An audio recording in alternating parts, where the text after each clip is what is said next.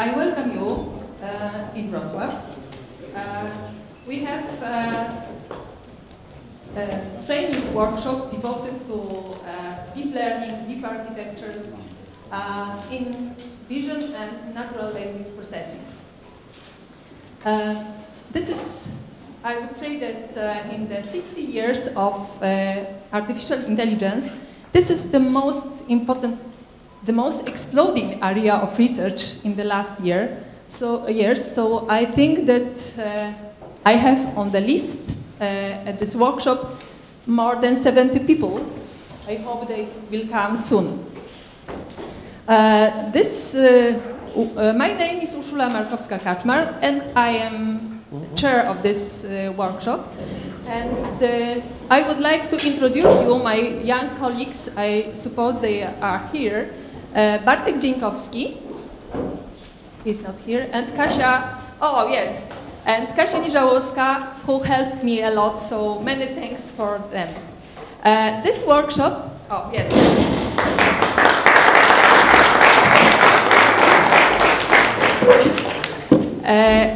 This workshop is financed by European project, ENGINE.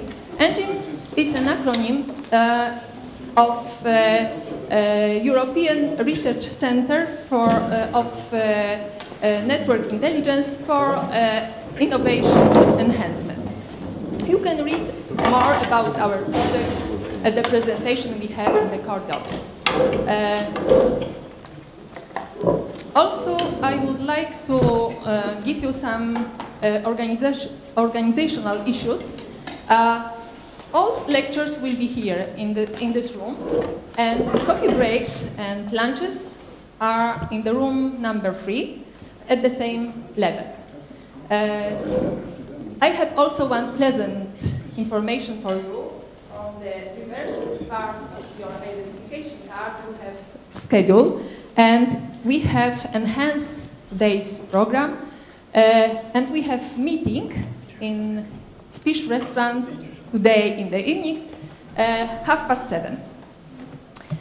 For those who are familiar with Wrocław, you can go alone, but I propose that we can go together, so we will wait you a 6:15 in the front of this building. Also, I have one announcement for people who need special stamp on their document for their company. So please leave this document for the ladies who are in the reception, and then we will make it for you all together, all documents. Thanks of the finance of our project, it was possible to propose you a participation in this workshop for free, and also, even they are young, as you see, we have people with recognizable names in the deep learning area.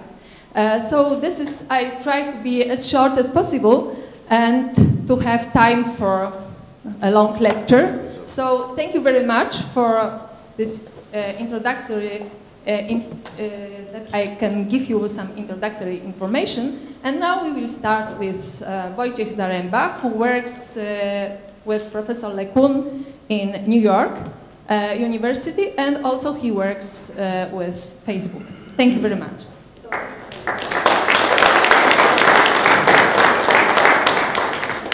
Great, thank you for bringing me here.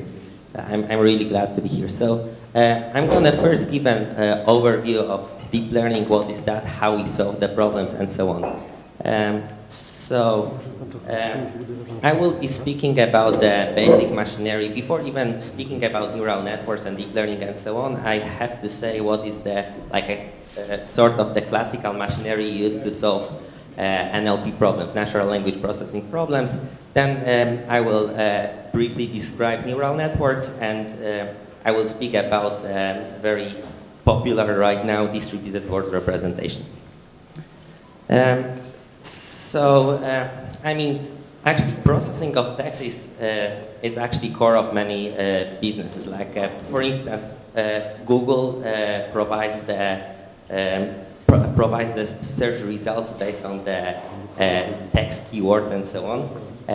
Similarly, let's say to Yahoo and Facebook, they have to be able to have some understanding of text in order to serve their ads, give a recommendation, and so on and so forth.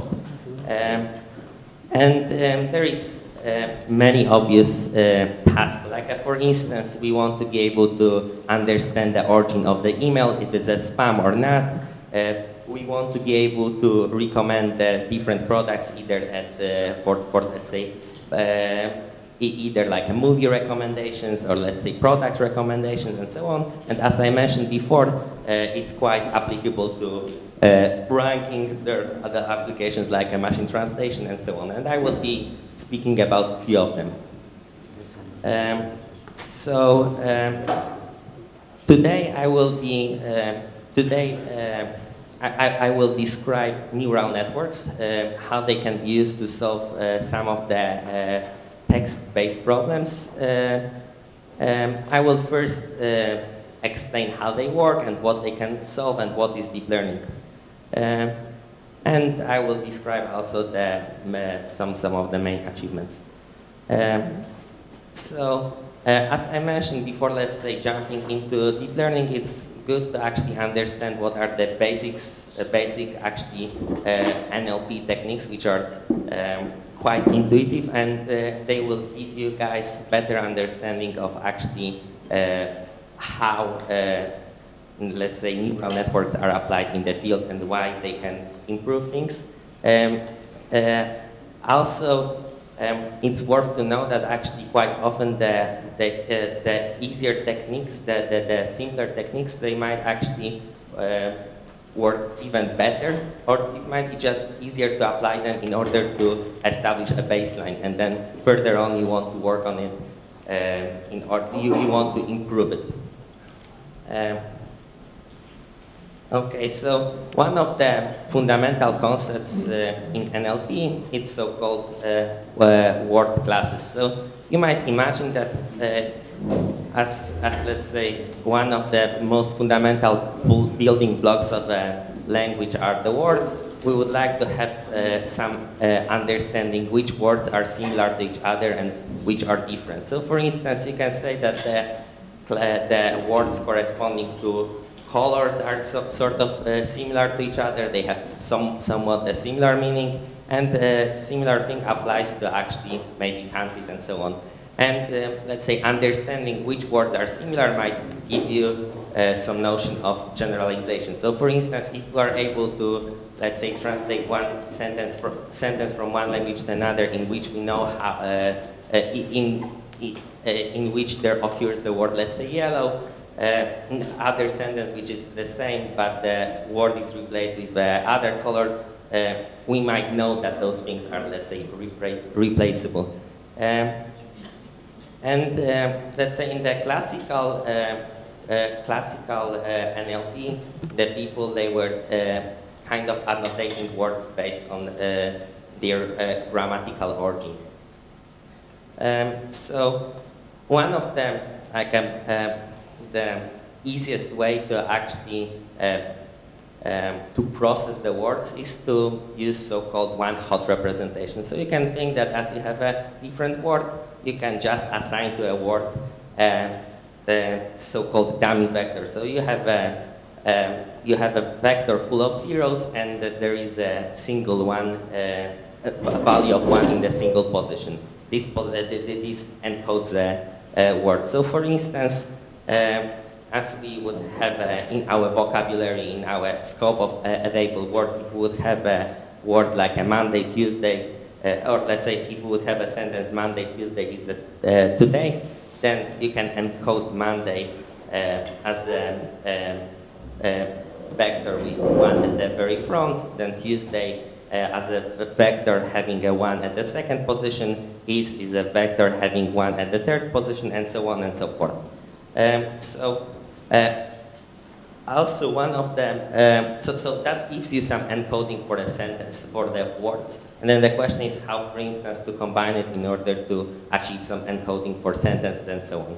So one of the most classic representation for the sentences, it's somewhat trivial in the sense, it's so-called bag of words representation. So you can take actually the words that you had in the sentence, you map them to vectors, and then you just sum up the vectors. So for instance, if you would have a sentence, or it's a kind of a sentence, Monday, Monday, Monday, then the back and forth representation for it would be 2000.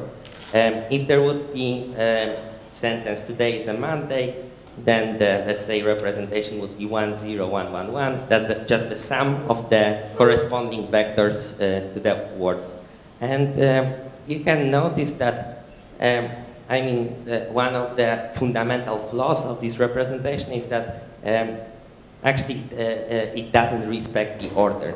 But it turns out that even though it doesn't respect the order, that we can arbitrarily switch the order of words, this representation actually is quite powerful. So it turns out that for the huge amount of simple tasks, one of the best things that you can do in the first place is just to set your vocabulary to not be huge, too big, because if it's too big, then you end up with overfitting. Then take, let's say, sentences or paragraphs that you want to, let's say, classify in one way or another. If you want to say if the words are spam or to make a recommendation or so, you can gather the vectors for every paragraph and so on, and then essentially put on top of it the classifier. So one of the classical classifiers is so-called logistic regression, and there are many others, but logistic regression is actually closely related to a neural network. It can be perceived in the way as a single layer neural network, and we'll see further on what's the relation. So logistic regression works in the way that as you have your vectors, those might be, let's say, vectors for your sentences or for the words separately or so, you learn actually a weight matrix. And this weight matrix will actually map the representation for your sentences, paragraphs or so to your target classes. So in this case, those might be the classes like, for instance, is it the spam or not? Or maybe what's the sentiment of a sentence? So how positive or negative it is. Because, for instance, as we have recommendation systems, you might have a lot of information in recommendations that are actually not annotated. So you might not know what's the sentiment behind if the sentences are positive or negative. So you take such a sentence, so you take such a representation for every sentence, and you aim to learn the matrix such that after multiplication of the matrix, you will get the high probability, that's the interpretation, you will get the high probability for the classes that, for the labels that you care about. So let me be a little bit more clear in this sense. So let's say here the Y will be either if it's a spam message or it's not a spam, okay? So it's just the binary classification problem. X is our representation for a given email. So we have an email, we, let's say, choose that we're gonna use 10,000 words and most, let's say, frequent words, and all other words we will use the same token for them, so we will use the same vector for them, and then we can gather everything together. So let's say sum all the vectors. Of course, as I mentioned, it removes a lot of information, like information in terms of the ordering and so on. And then we want to learn the matrix. Essentially, matrix in some sense corresponds to linear separation of, let's say, space of spam messages versus not spam messages, and then we try to assign we try to learn the probability that something is a spam or not. And in NLP community, or in the classical NLP, that's called maximum entropy model.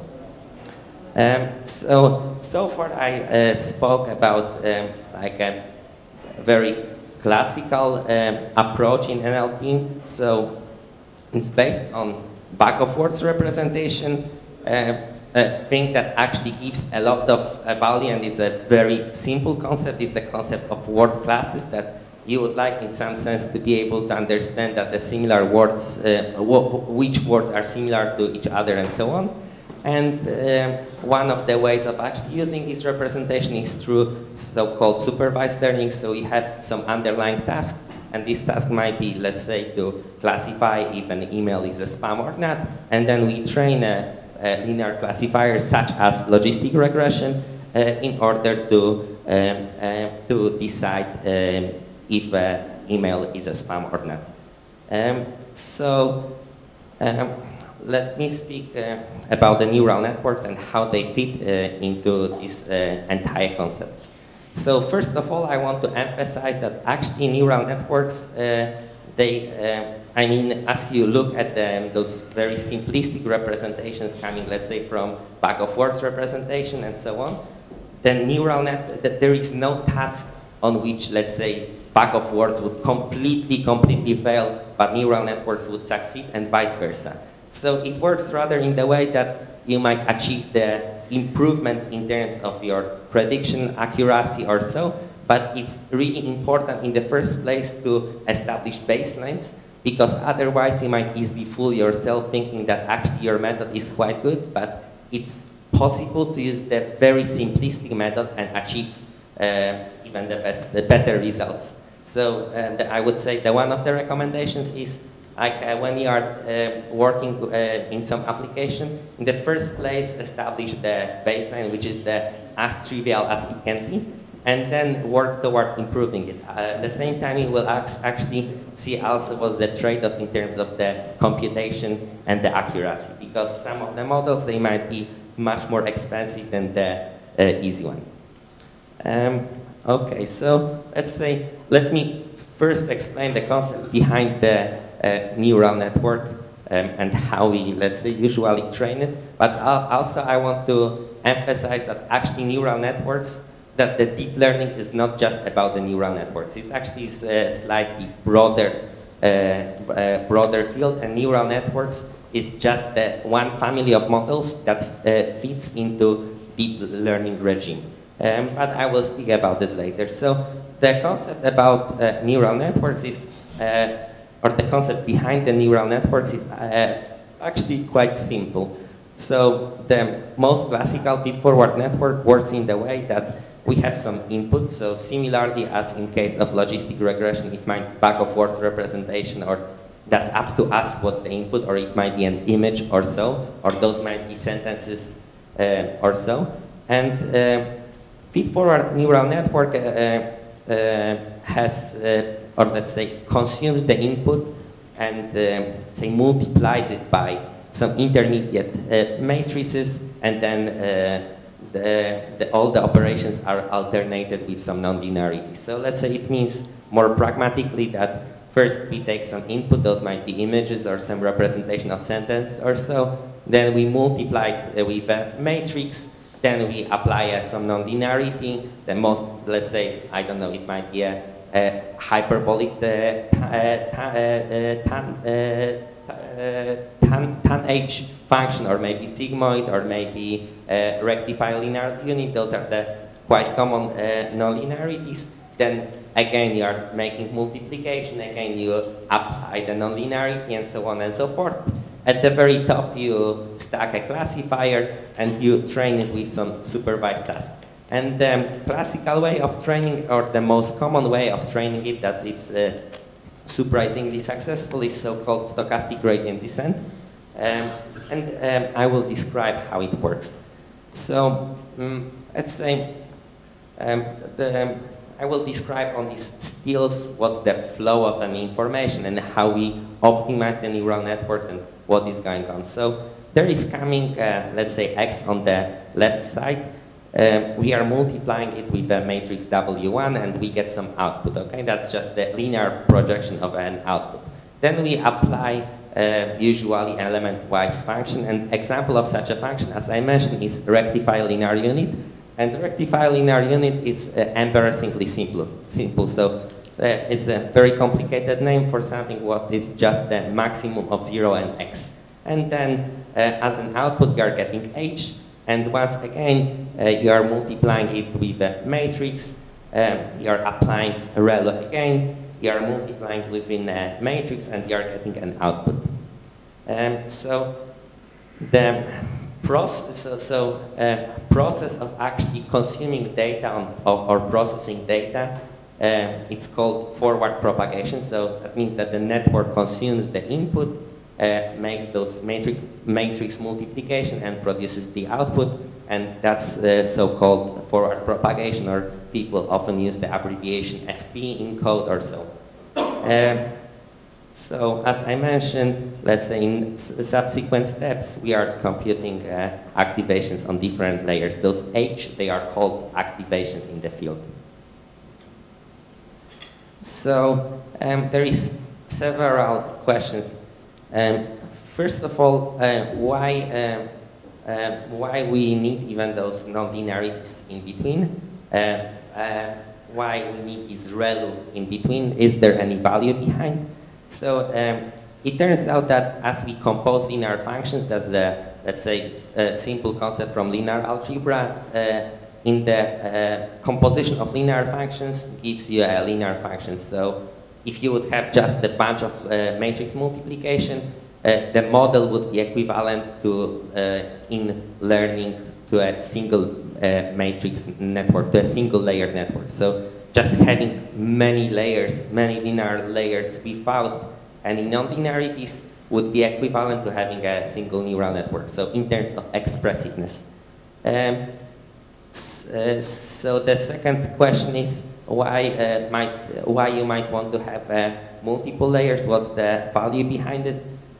So you might imagine that, or let's say that's the claim behind the deep learning, which is to some extent empirically verified. You can imagine that the deeper architecture you have, then the network might learn the function that to some extent reuses the intermediate representation or so. It will be more clear in a few slides. So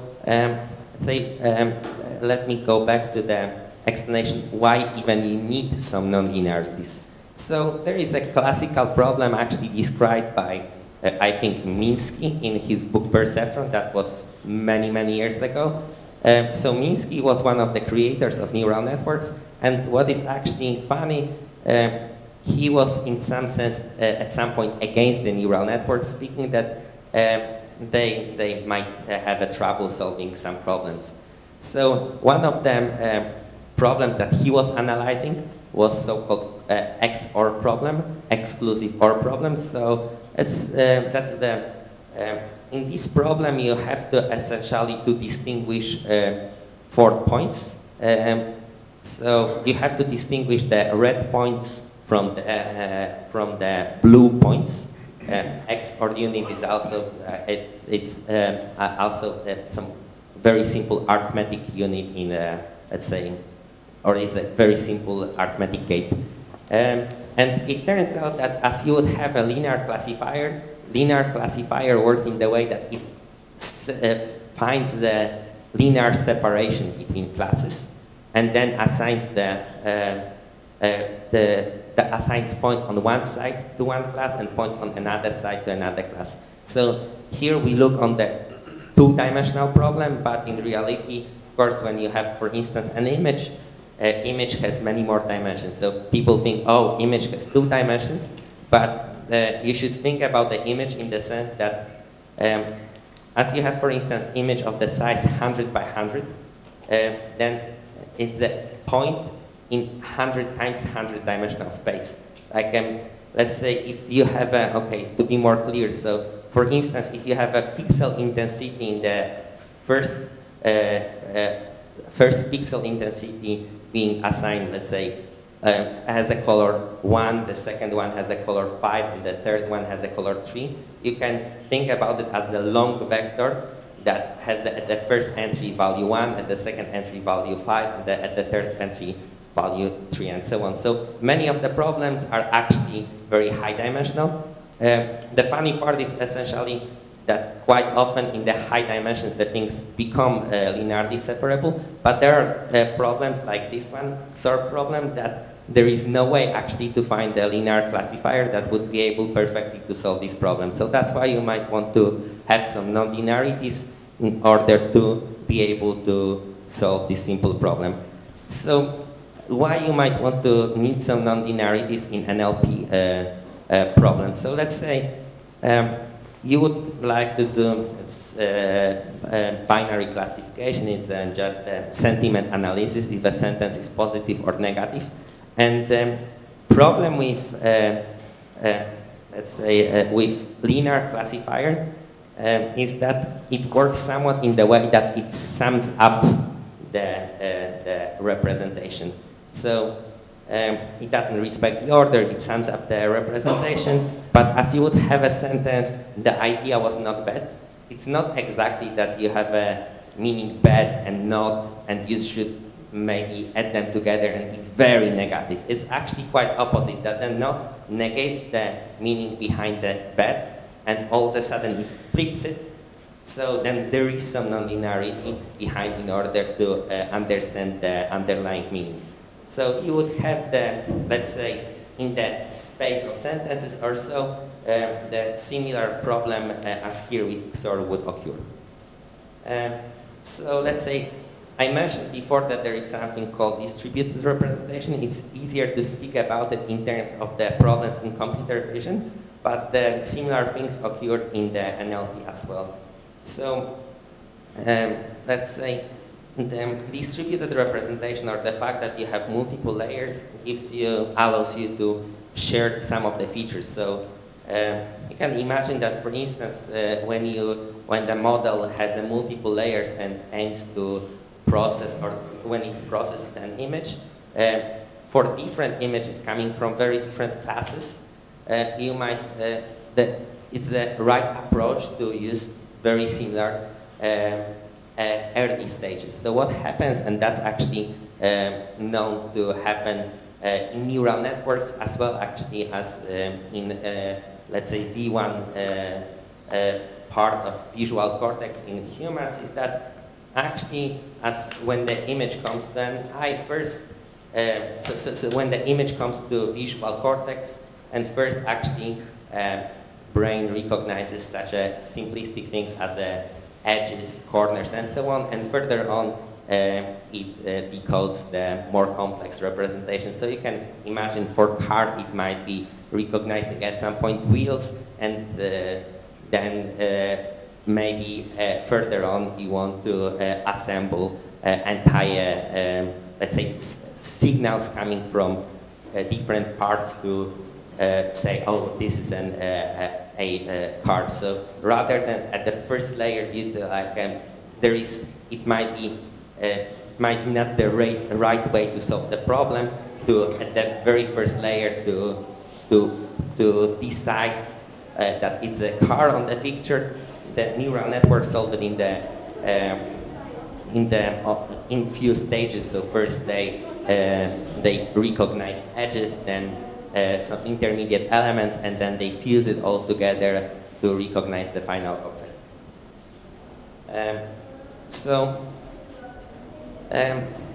Few other natural questions. So, what happens inside of the neural networks? What hidden units do? So you can think that hidden unit, that's completely up to neural networks. It's not that we fix it to anything, but it might be detecting some particular feature, some particular property in the image or in the text that later on might be used to solve the target problem. So it might be considered as a sort of a classifier for these features. So even though your task might be to recognize, let's say, tracks or so, the intermediate hidden unit or neuron might actually encode, for instance, if there is a wheel or not. Another question is, how many layers should we use?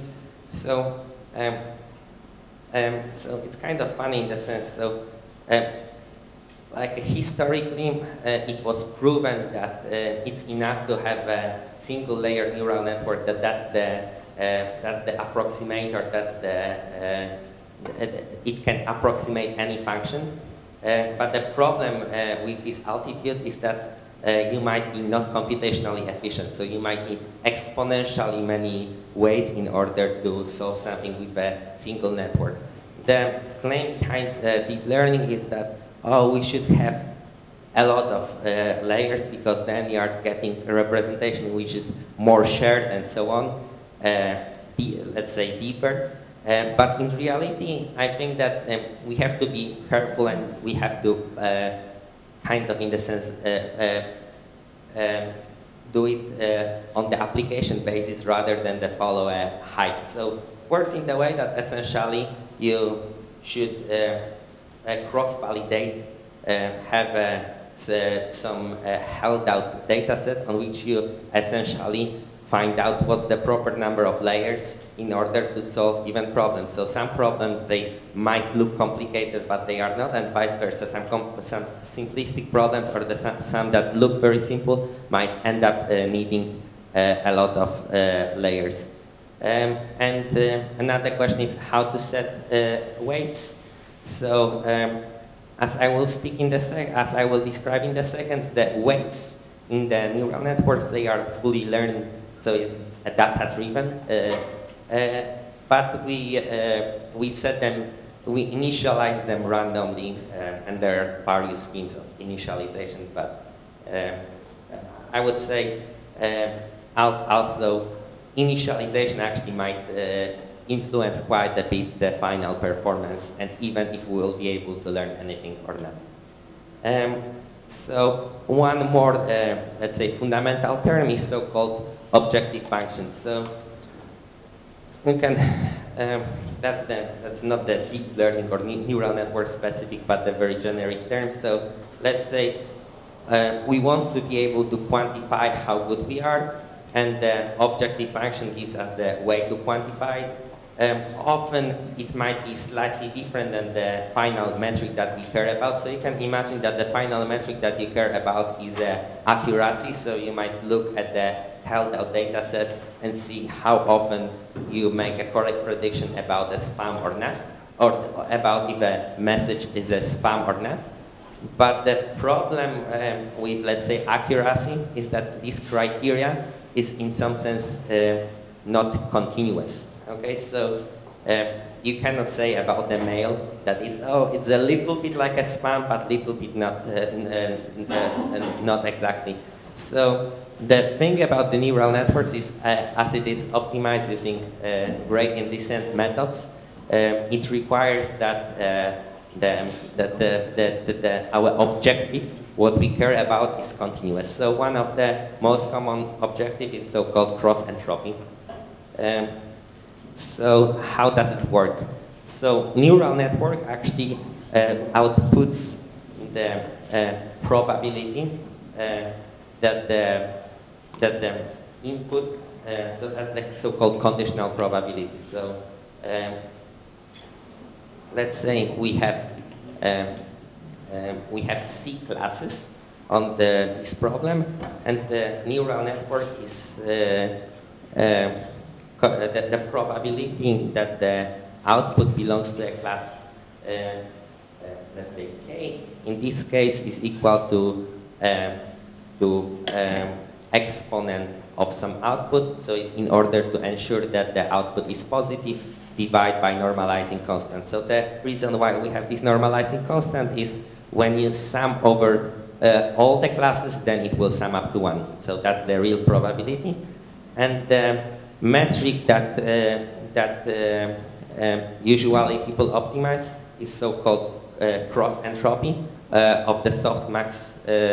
Oh, thank you a lot. Yeah.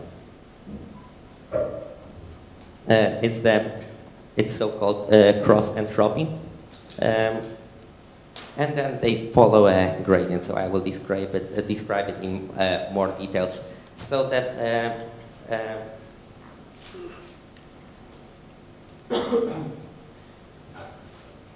So backpropagation, or let's say abbreviation for it is quite often BP, is the process of changing the weights of neural network such that our objective is, let's say, minimized, might be minimized or maximized, that's up to us.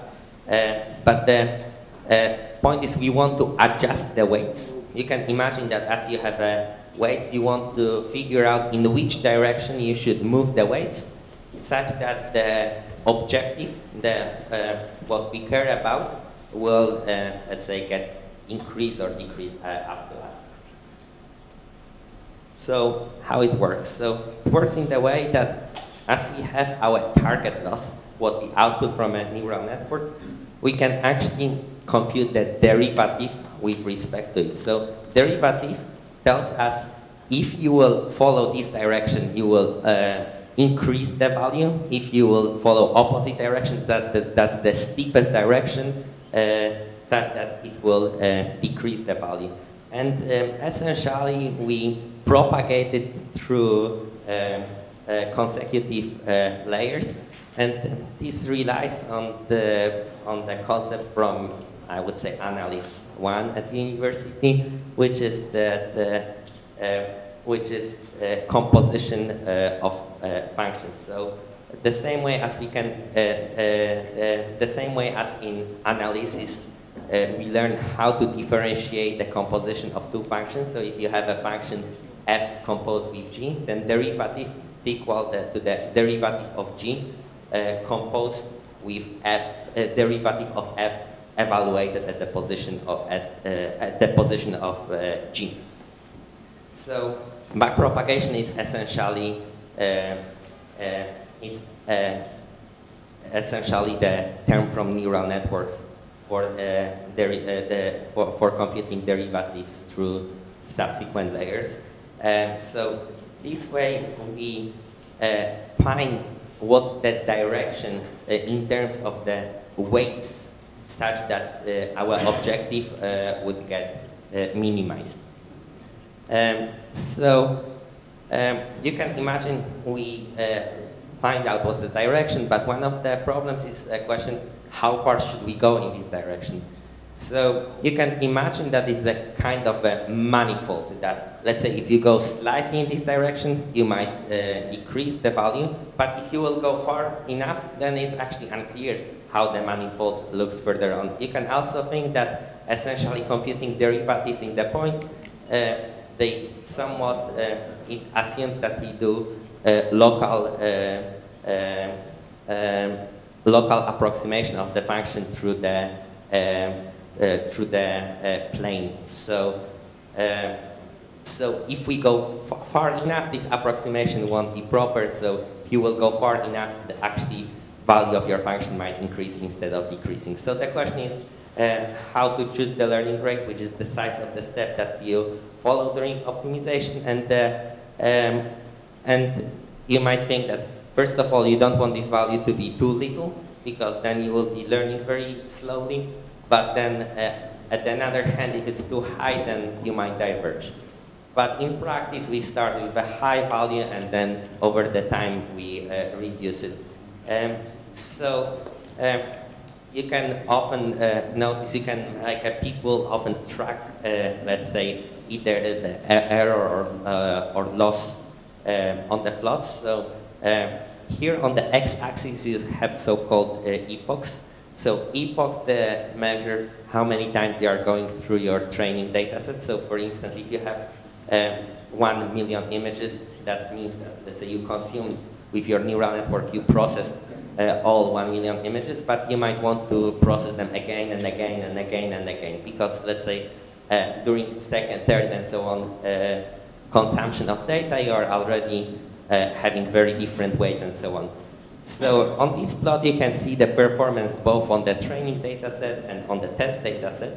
So, so often it works in the way that you will have actually much better performance on the training data set than on the test data set. To some extent, it's a consequence of the fact that model might remember some of the features or some of the properties which are specific to training data set, which might not be a property of data. So you might imagine that, for instance, there is an image on which it should recognize if there is a car, but it just memorized that on this image there was also some bird seagull flying, and then it might memorize that, oh, that might be enough to recognize that there is a car. So usually we have better performance on the training data set than on the test data set. As I mentioned, one of the pragmatic things that that you should do during training is at the point when your training starts to plateau, so you don't see any further improvement with the learning rate, you should decrease it. If you will start with a small learning rate in the first place, you might, it's actually quite often the case that you won't converge to as good solution as if you would start with a large one, and it might take you a very long time. So you can see here after 20 few epochs or so, the learning rate get decreased, and I think it was actually decreased by the factor of 10. Then you can see some jump in performance both on the test and training data set. Then after a few more epochs, it was further decreased, and then further decreased, and we get the final convergence. As I mentioned, usually you go through data, through entire data set multiple times, and you should check your performance on the validation set rather than on the test set, because you will keep on looking on the test set too often, you might end up overfitting. So you might be too optimistic about your final result. You might be thinking, oh, my model is so great, but it's a consequence of the fact that you were tuning your parameters toward the data set, toward the test data set, and the real data distribution that your model will be evaluated on might be not as optimistic. So it's good to have both training data set on which we train our network or model, the validation data set on which we decide on the parameters. So those are like a number of layers or the learning rate or let's say initialization or so.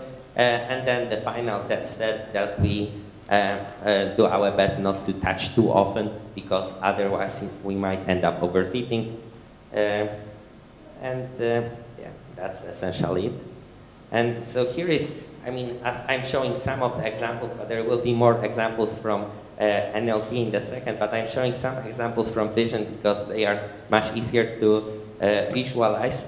So on this picture, what is going on is from left to right, as we have here several layers. Okay, first of all, you can notice that as we go to higher layers, it's through some technique of visualization. I don't want to go into details how it's visualizing the sense, but you can notice that on the very first layer, the network, let's say, recognizes the simplistic things like, let's say, edges, corners, or so. Further on, you can see those are somewhat the composition of those concepts. So some of the lines over there are more curvy. And the further on, you have some real objects. So there appear some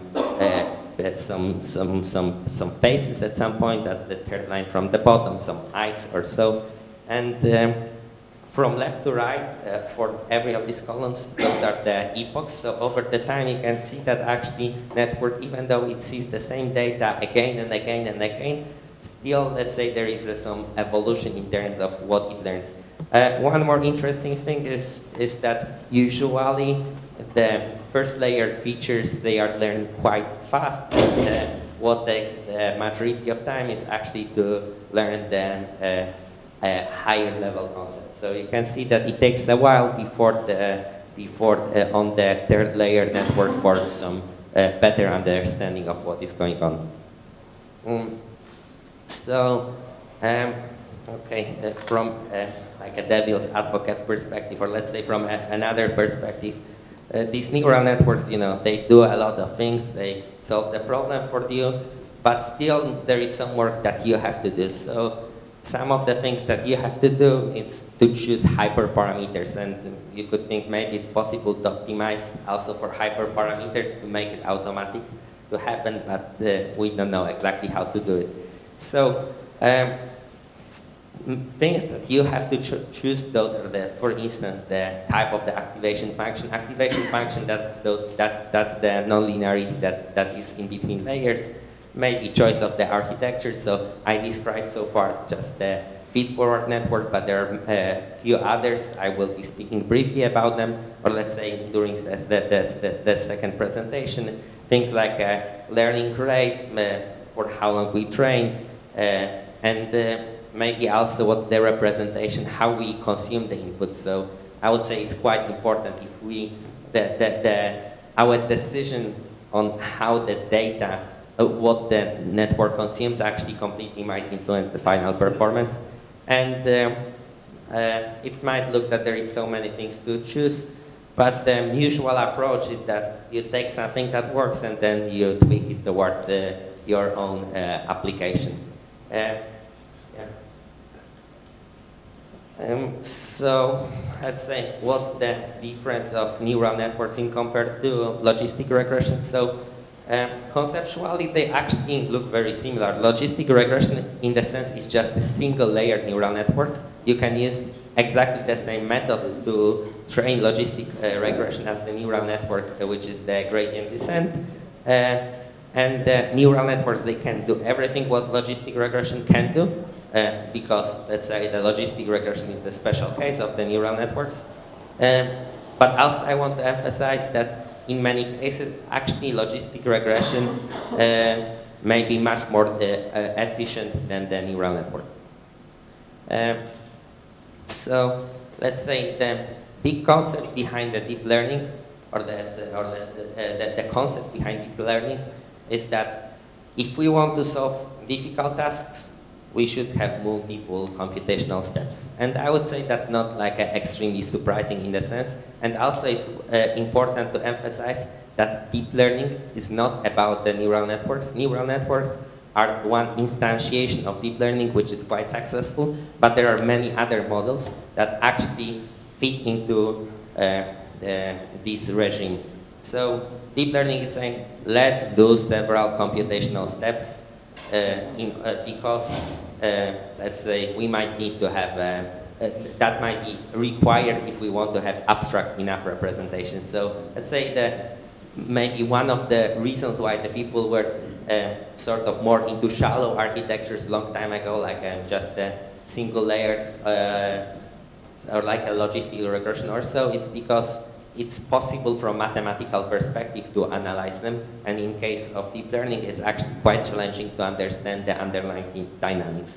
And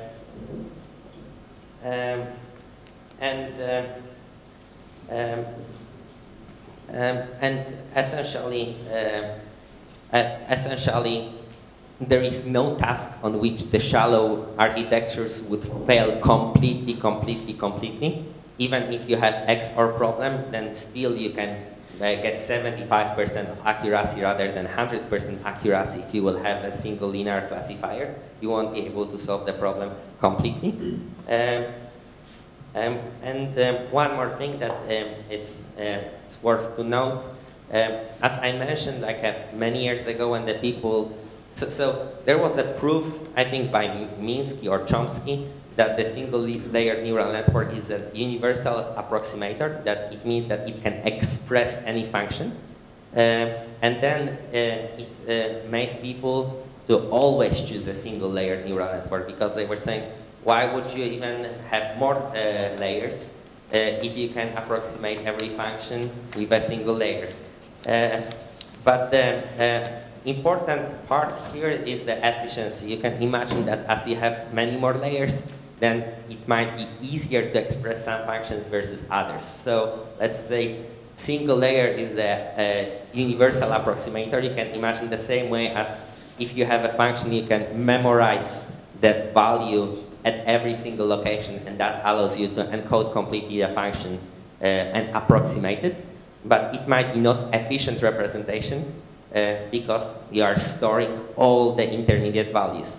And let's say, in some sense, you know that the function is smooth and so on. So it might save you a lot of energy just to memorize or let's say encode some intermediate values or so.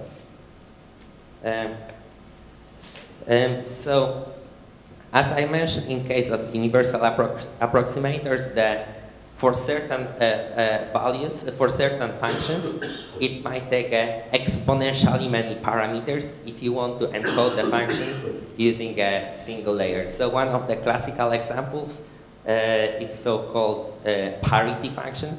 So let's say if you have n bits and values 0 or 1, parity function assigns the So you just sum all the values modulo 2. So you say either if there is even or odd number of ones or zeros. And it turns out that such a function, parity function, if you would like to encode it using a single layer, it would actually require exponentially many weights.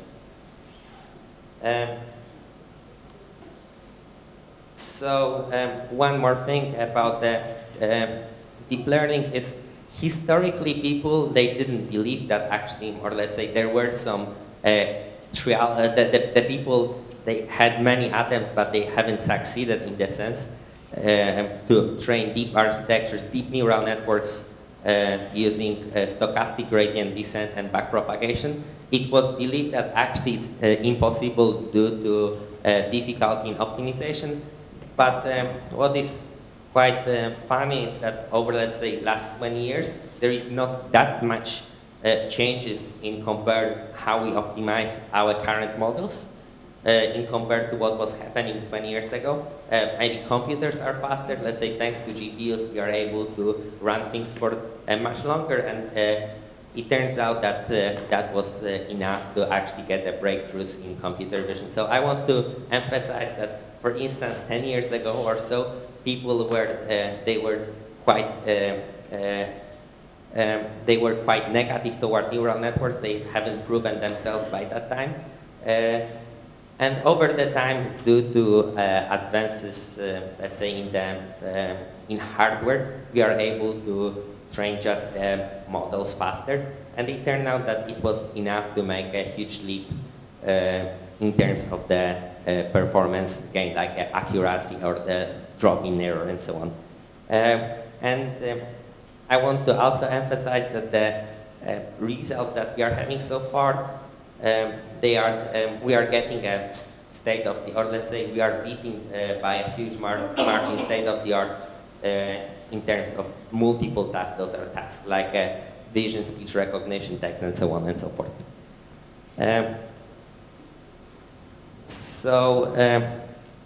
Before, let's say, describing, in the second I will be speaking about the word representation and very specific NLP approach. I want also to emphasize that it's important to be pragmatic rather than to let's say get overexcited about the word deep. So let's say it all depends on the given application, and the proper altitude is to take as simplistic models as you can, establish the baseline, and then gradually make them deeper and deeper if you need, and if you see the gain, and so on. So it's also quite known that let's say, so one of the breakthroughs in computer vision in the past few years was due to neural networks. It was by a PhD student from Toronto, Alex Kruszewski. And the funny part is when he was training his model to do object recognition, initially when he was adding a next layer, he was actually experiencing drop in performance, not the gain. So it's not that he was able to get there at once, let's say over 10 layers in the neural network. He was starting with very shallow models, and he was gradually adding more layers and fiddling parameters, and then experiencing the gain in performance. And that was the proper path to actually achieve the model that is the state of the art quite a lot. So I'm just saying to be careful in the sense that it's good to actually start with the things either that we know that work, just take a model from someone else, or if we do things from scratch, it's good to start with something simplistic and then gradually add the layers. So, summary for this part. Like neural networks, that's the very simple concept. It's essentially alternation of matrix multiplications, or the fit for neural network, and some nonlinearity in between. And the basic algorithm is the stochastic gradient descent. And the training is done using backpropagation, and And as I mentioned, deep learning can be used to solve many complex pattern recognition tasks. So right now I will speak about a very successful recent model, which is called Word2Vec. That's by Thomas Mikolov. And it has a very amazing, let's say, representation for the words and so on. So, as I mentioned, one of the simplistic representations for the words is let's assign to every word the different vector, and those will be the one hot vector, so, or dummy vectors. Those are two different names for it. So they have zeros all over the place and single one in the single position. But such a representation, it doesn't do much sharing in the sense. We can encode some sharing maybe manually. We can maybe download some information online about the similarity of words or so, but it would be better from data to be able to learn representation such that it expresses in some sense the similarity of vectors. So I will speak about some representation, about some actually linguistic properties that are discovered due to it, and will evaluate some performance. I will show you some evaluation of performance. So one of the very simple basic neural networks models that can be applied to natural language, it's so-called, you can think about it as a diagram language model. So what does it mean? Language model, I will be speaking about it during the second lecture much more, tries to actually measure the probability of occurrence of sentences. It means that, let's say, the sentences that are likely to occur, they should have a high probability. The sentences that doesn't make any grammatical sense or doesn't occur that often, they should have a low probability. And I will speak much more in much more details tomorrow, like in an hour or two about that. And diagram, it means that it's just based on the two consecutive words. So one of the very simple neural network approach toward, let's say, learning diagram neural network is to base on the one word to predict the next one. Okay, so you are trying to kind of this way, you are trying to discover some regularities in language. The words as they occur in the language, they are not completely random. It's not that, let's say, after the word Obama, it's quite frequent to see the word delphin, or so. There are some other words that occur much more often. So, for instance, after new, it's quite often the word York occurs or so. So the input itself is encoded in the way that is the one-hot representation, but then we will actually learn the representation for the words that will assign to every word a separate vector, and those vectors, they will be actually carrying some information about the meaning behind and so on.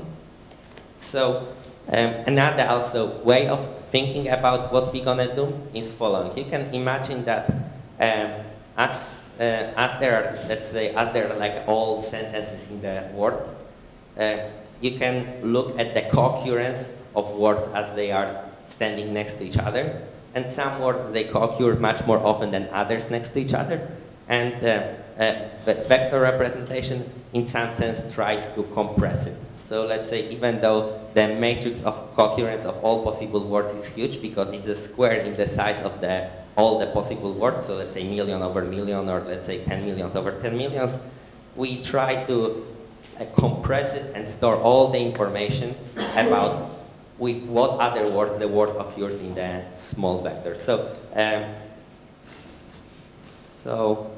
I think I just said it. So,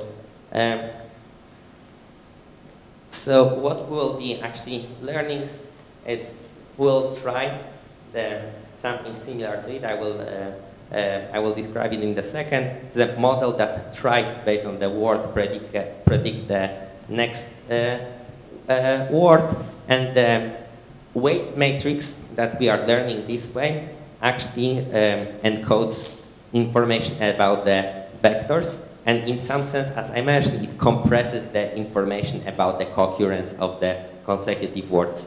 So you can imagine that the words that they have a similar properties, they might end up having a similar vector representation. So people, they were thinking about such a models, let's say, already some time ago.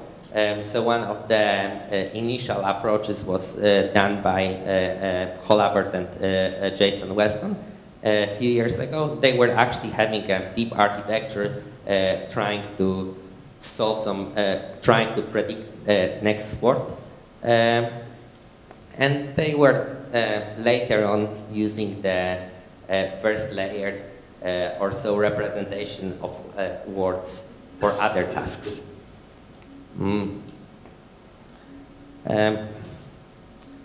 So the funny part about actually this word-to-vec, which is a very common technique or very common method used in NLP these days, is that what is quite funny is actually it's not deep at all. It's actually a shallow architecture, but it uses the techniques from neural network community, which actually allow to achieve very impressive results. So what I will present right now is actually shallow architecture. I will be speaking in an hour about some applications of the very deep architectures.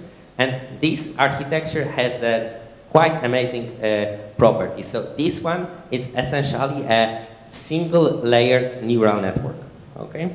And let me give you some properties first, which are quite amazing, and I will describe how it's trained. So it turns out that it's possible to achieve such a representation that comes from a single layer neural network, such that it has some kind of mathematical properties. So for instance, as you have a vector representation for words, they end up having algebraic properties. So for instance, you can take a word queens, which is the plural for queen, and subtract queen at the king, and you will get the word kings. Or you can take a word for the capital of France, which is Paris, subtract France at Poland, and you will achieve, you will become in the vector space quite close to the word Warsaw.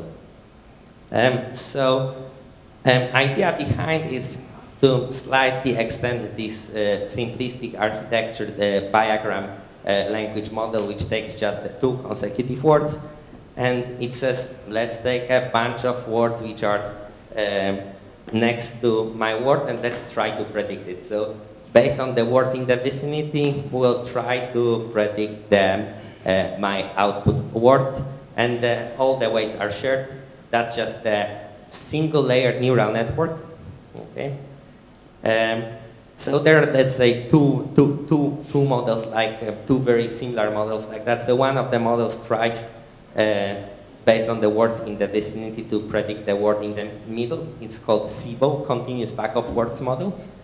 And another word is called skipgram model, which based on the given word tries to predict the word in the vicinity. The way how we train it is it's as simple as SGD with back propagation, but actually there are some issues out there. So the problem is that if we want really to be very fast when we have a huge vocabulary, huge number of words, let's say 1 million of words, then computation of the final softmax, the probability, actually might take time, because it's the matrix multiplication of the size 1 million.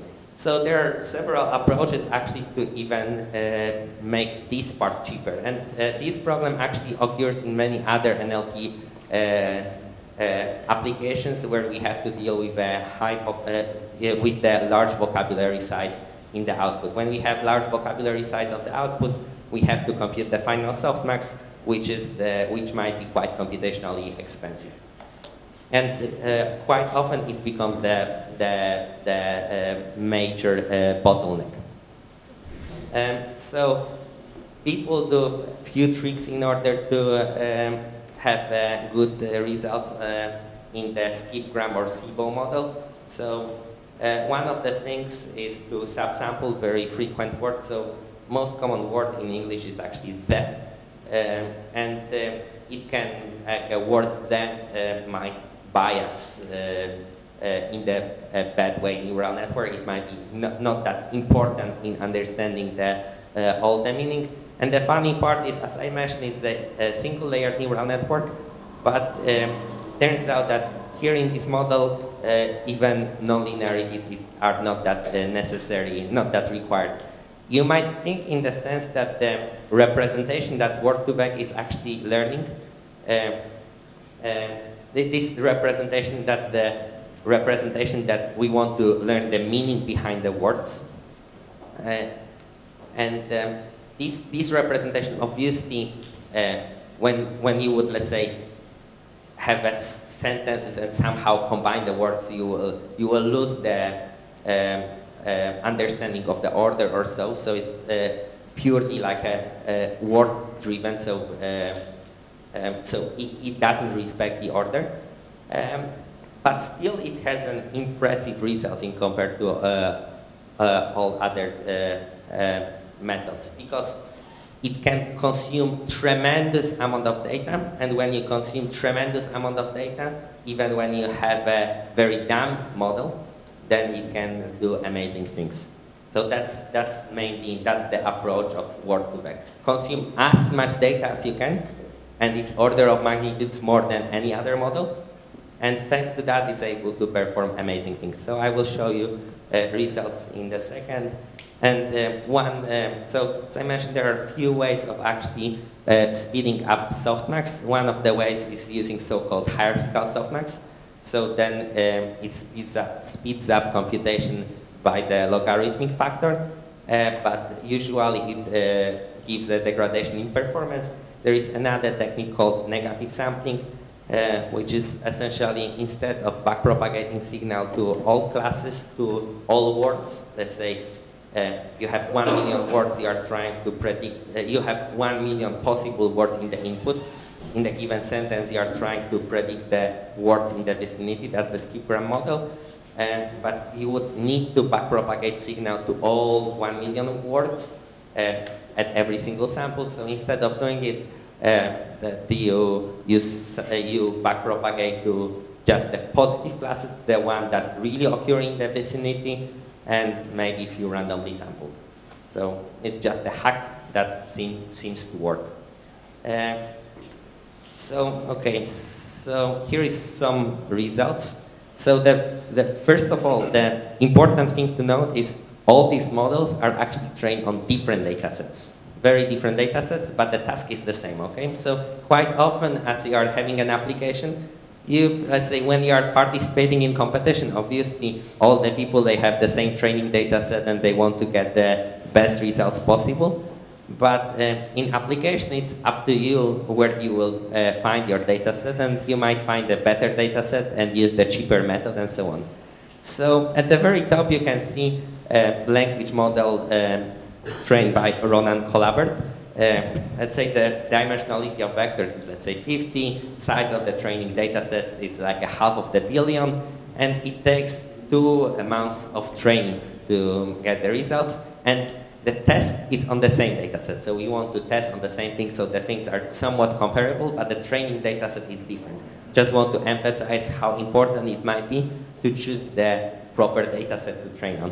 So the training takes around 2 months, and his accuracy is around 11%. Then you have a few other language models. They are mainly based on the recurrent neural networks, but as a consequence of having complex model, obviously you can process things very slowly.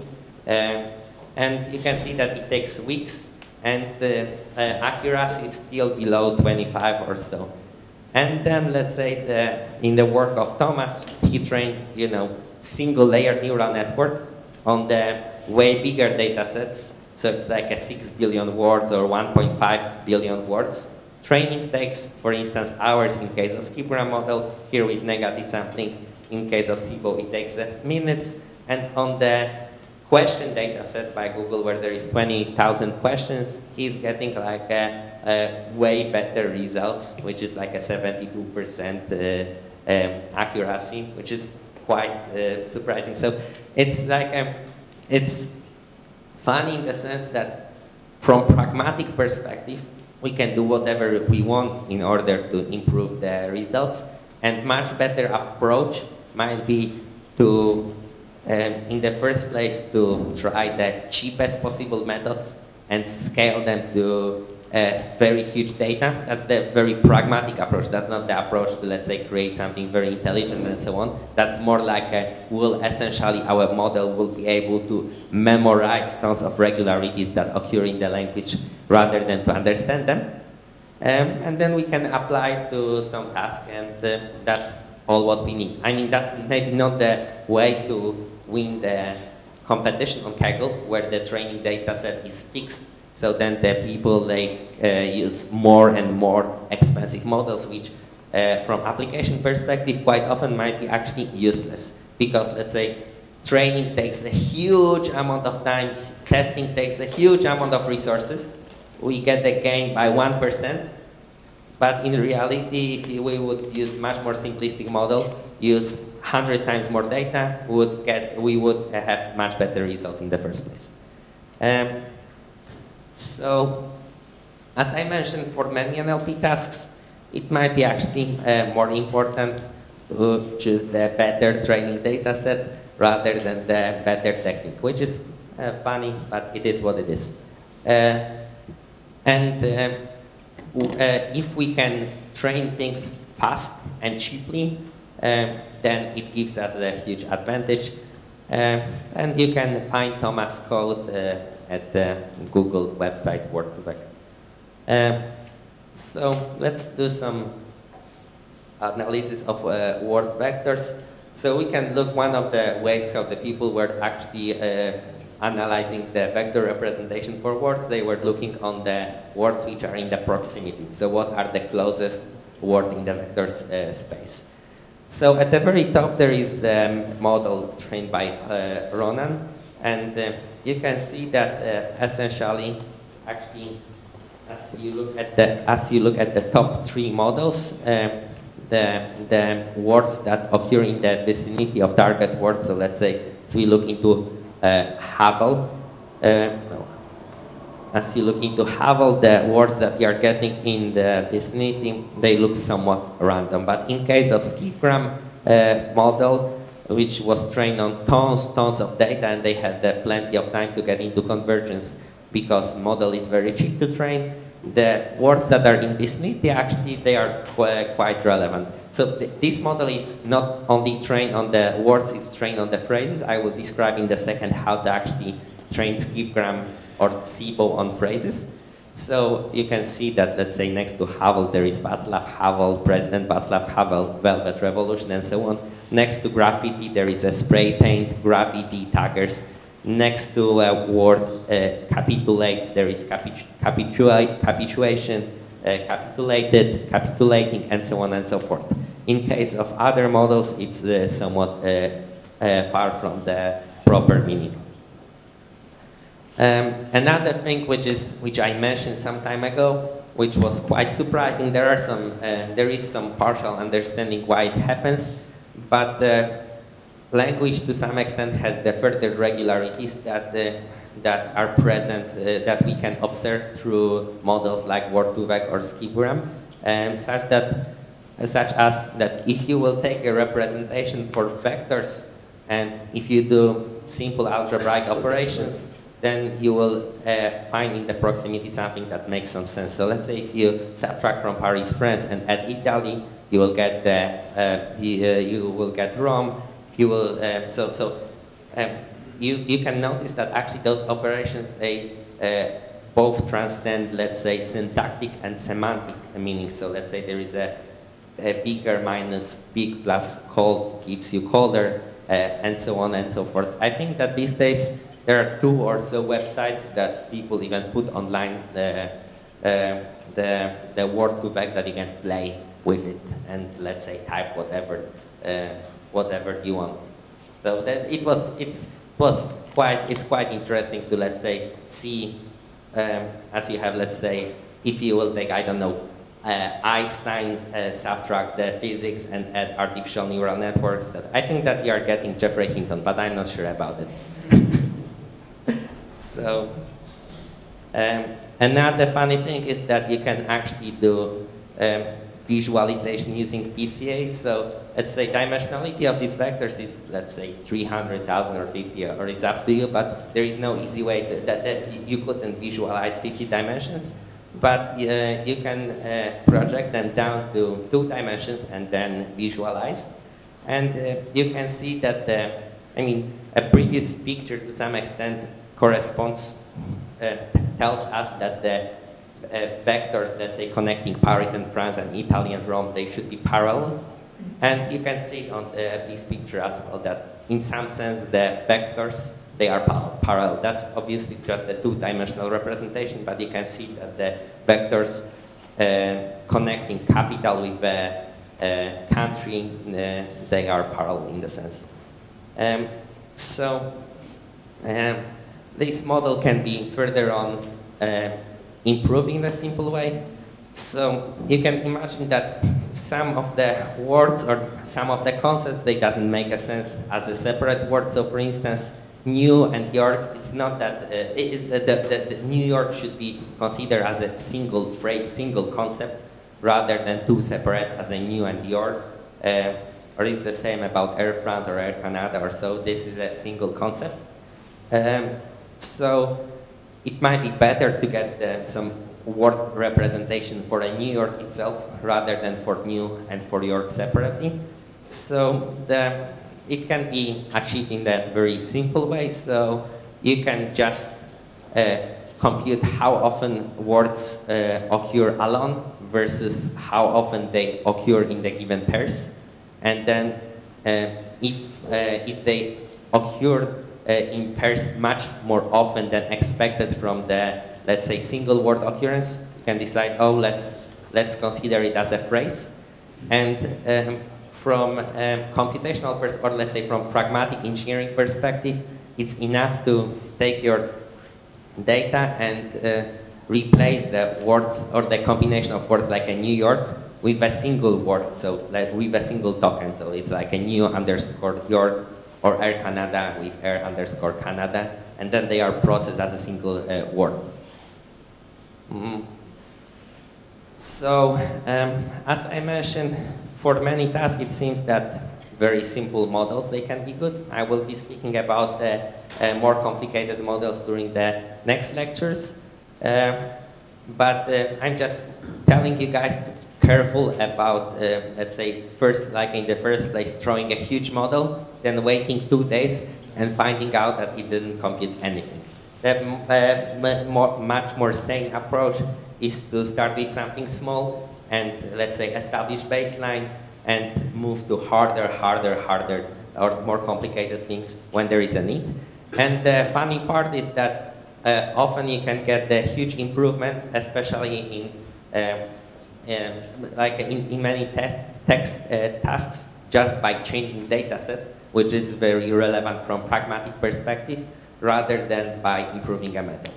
And if you have very small data set, you might want to iterate through data set multiple times, but obviously when your data set is of the size of billions, then you might have an even difficult time to finish it once. So there is several resources. I forgot to say at the very beginning that actually tons of slides that I have over here, they are from friends of mine. So I copy tons of slides from Thomas. I copy a lot of slides from Mark Aurelio, Rob, and Ilya. I created very few of them by myself, actually. That's from their talks. So here is few resources. So there are several frameworks out there that people use for training neural networks. So one of them is called Torch. Torch is actually developed at NYU and is currently used at Facebook, Google DeepMind, and I would say a few others. It's somewhat like a MATLAB based, but it's essentially a library in obscure language called Lua. I would say it's okay. Sometimes I like it, sometimes I hate it. Then another one is Tiano. Tiano,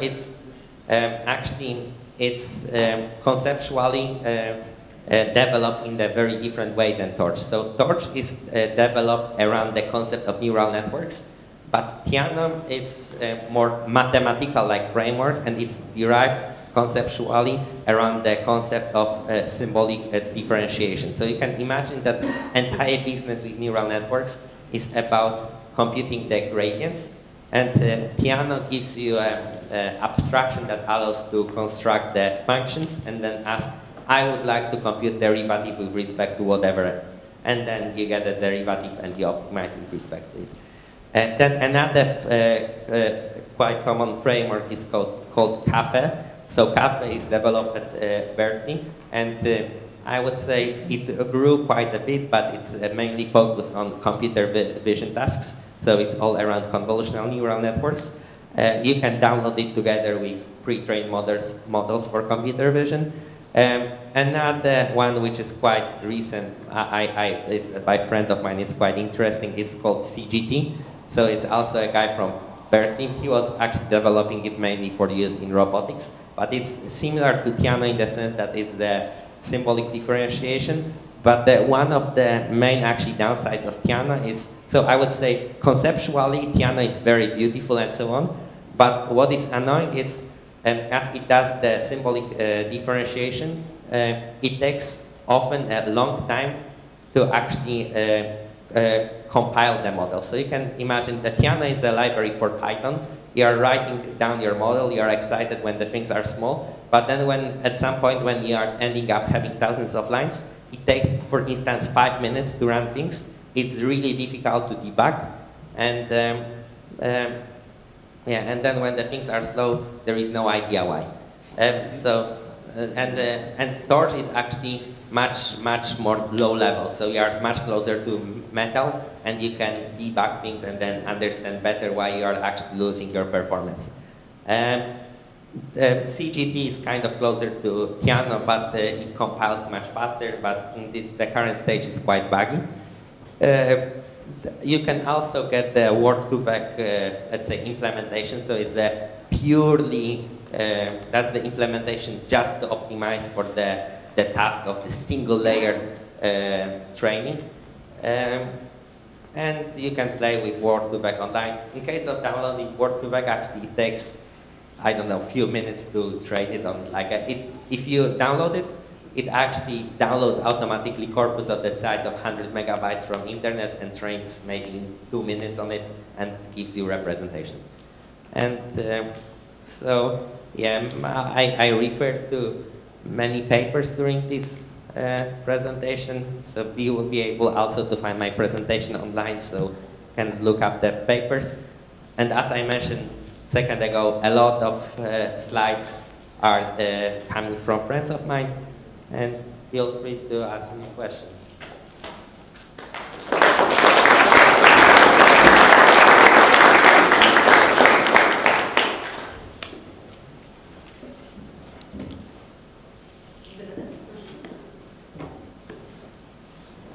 Maybe I will ask one. Okay. Because you said that there is the thing we care about, which is what we would like, accuracy, or say in this NLP models, for instance, finding similar words. And then there is the task we solve, which is, for instance, predicting what comes next. And of course, they are not the same thing. And then you take a model from 2007, which is the Colbert and Weston model, and you compare it to a task which was probably put together later, right? I don't know where. No. So what the Google task is. So the task over there, I'm actually not that familiar with this task, but the task over there is the questions dataset. So the task over there, it's not related to word-to-vec in any sense, or that's my understanding. And I would say like a collaborative, or like the task, the final task on which the models, each of these models is actually evaluated, it's somewhat not related to the way how the models were trained. So this is essentially example of unsupervised training. So let's say you have your final objective. Your final objective might be to, let's say, have a model that does the spam detection. But in reality, you, as you are, let's say, working for a startup or on your own project or whatever, you might not having too many labels or too many examples for a spam detection. So what's the easiest way to go? It's let's get the sensible word representation that already encodes a lot of information about the words. Let's use it to maybe compute some better representation for sentences. So I gave you example of representation for sentences at the very beginning, that you have one hot representation for words and then you sum it up for sentences. You can actually do very similar for vector representation. You can do the same with the vectors achieved from word to vector. So you can, for instance, you have your target task of doing, let's say, spam detection, and instead of actually encoding all the words using one hot representation, you might try to encode it using representation coming from word to vec, sum it up, so it's the most crude way how you can actually combine all the things, so you are losing completely, let's say, order and so on, but still this representation, it's actually powerful enough to give you a lot of insight, or to essentially predict the class, and then based on very small number of examples, because that's the case in most of the cases for startups or the applications that you don't have that many examples, you can train your model to solve the problem. I'm not sure if I explained the question. I didn't get to the question yet. Okay. So the question is, because lots of the things you have shown are really cool, but they are sort of a side effect, right? The fact that you can do arithmetic on the... That's the side effect, completely side effect. It's cool, but it wasn't designed for. So if you were to design a system to, say, do antagonism detection, how do you do besides trying many, many models and seeing whether one of them would have the desired side effect? Because it's not the thing that you optimize the model for. Yeah, so I would say that's the usual way how you are optimizing. So let's say if your task is to do antagonist detection, then you can train a model to solve this task. But then you will need a lot of annotated data for this task.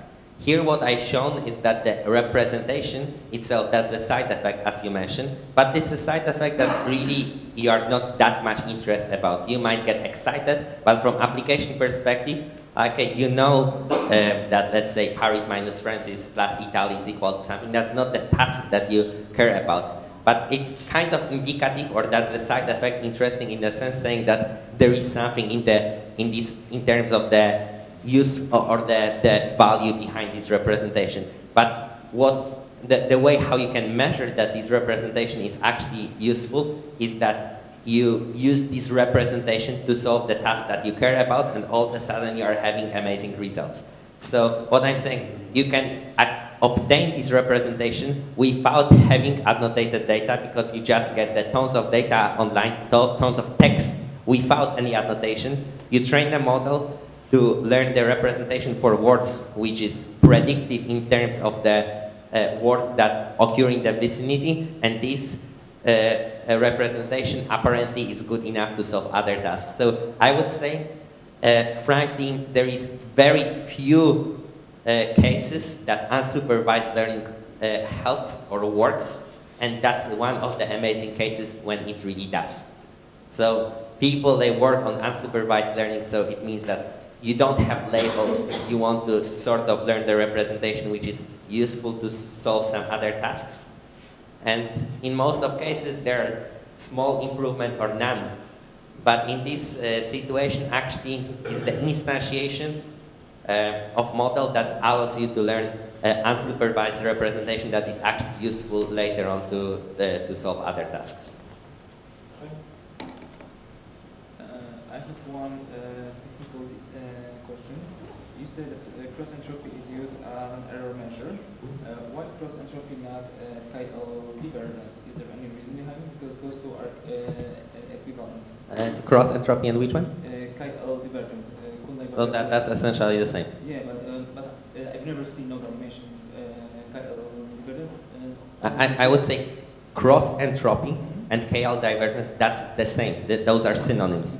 No, they're equivalently the same, that minimizing one is minimizing the other, but the correlation is different. And I'm wondering whether... Okay, I can, there is no whiteboard, so, okay, so there is a board.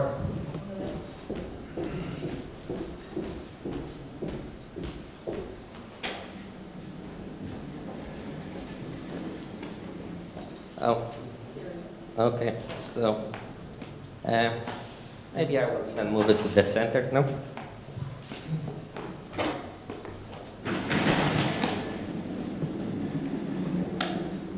Cool. So the output from neural network is the probability that, let's say, so it's conditioned on your input. You are essentially, okay, let me write it properly.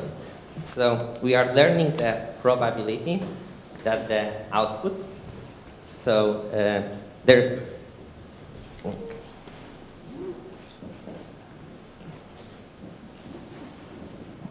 We are learning probability that output y belongs to a class I, which is parameterized using weights theta. Okay, and the probability is achieved, as I mentioned, it's a softmax, or the classical way of actually describing it is a softmax from a neural network. So you have e to the some output, it's x. This one is parameterized by theta. It's at the position I, so you can imagine that the neural network outputs multiple values. This corresponds to the number of classes, and this guy is normalized. So all the probabilities, they will sum to 1. So it's I equal to 1 up to, let's say, k, e to f, x, and here is at the position, or maybe I should use different. Here is j. Okay, so then this gives you a probability, and you are computing cross entropy essentially with distribution, following distribution. So let's say the solution, the one that you care about, is there's, for instance, 5 possible answers. And let's say that's a sentiment, so it's a sentiment from, oh, this is very negative review, up to sentiment, oh, it's the best review. So the way how it's represented, target is also represented as the one hot vector, so it's, let's say, it's a vector of 0, 0, 0, split 1. I'm just speaking right now from mathematical perspective, there is a simplification when you implement it. So you can imagine that's the target, and that describes essentially probability distribution over the output that you would like to see. So this probability assigns the probability 1 to the target answer and 0 to all other answers. And what you are computing is KL. Actually, KL is not symmetric, and I think I will write it down in the correct order. It's KL between y and probability from the output. So it's probability of y given x comma tilde, and this guy should be equal. There might be minus, but I might be wrong. It should be equal to, because you will have in case of KL, if I'm correct, okay, it will be ti log ti divided by p y given x theta. And you can notice that majority of terms here are actually equal to 0 because t is equal to 0. Here is also logarithm, but let's say from analysis perspective, 0 times logarithm of 0 is equal to 0, even though here you have minus infinity, but whatever. And this one is equal to essentially single entry in the sum, such that you take the value where the t was equal to 1. So it will be, and all other terms like this one, they don't contain the parameters theta that you are optimizing for. So it will be equal minus log p y, and here is the target class that you care about, so it's at the position y equal y given x theta. Does that make sense? Yes. Okay, cool. So, thank you very much.